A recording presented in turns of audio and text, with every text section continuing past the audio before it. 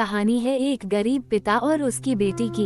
एक बार वह गरीब व्यक्ति अपनी बेटी को उसके स्कूल से लेकर शहर के एक महंगे होटल में पहुंचा। उस व्यक्ति ने फटे पुराने कपड़े पहने हुए थे और उसकी बेटी स्कूल की ड्रेस पहनी हुई थी।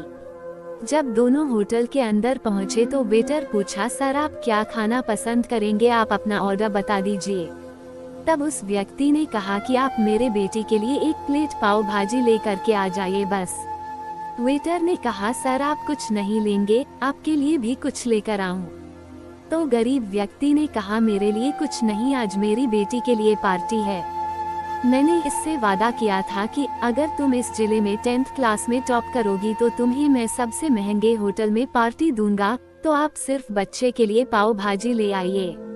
वेटर ये बात सुनते ही दौड़कर अपने मालिक के पास गया और बोला कि सर आपसे एक छोटी सी रिक्वेस्ट है कि आप मेरी सैलरी से पैसा काट लेना, लेकिन आज मैं चाहता हूँ कि उस बच्ची के साथ उसके पिता को भी एक प्लेट पाव भाजी खिलाया जाए, क्योंकि उस बच्ची ने पूरे जिले में 10th क्लास में टॉप किया है।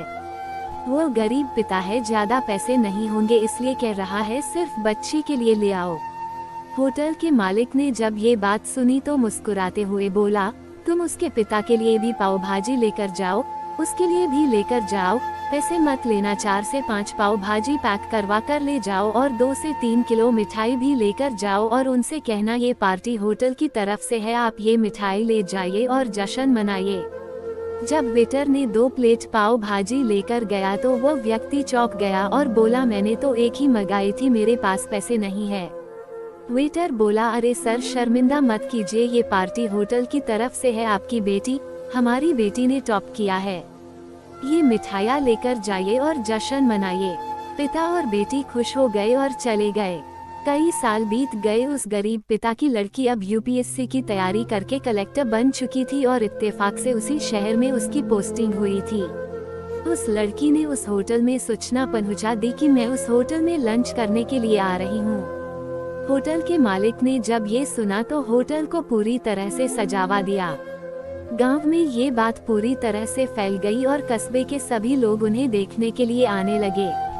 कलेक्टर अपने पिता के साथ उस होटल में पहुंची।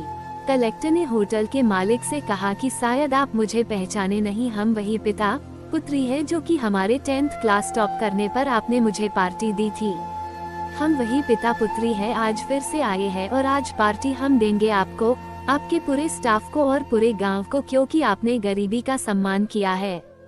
आपने उस दिन जो पार्टी दी थी, मुझे बताया कि मुझे कितनी और ऊंचाई तक पहुंचना है, कितनी और बड़ी मंजिल को छूना है। आपने एक नई प्रेरणा दी थी और आज मैं उसी प्रेरणा का एहसान चुकाने के लिए आई हूँ।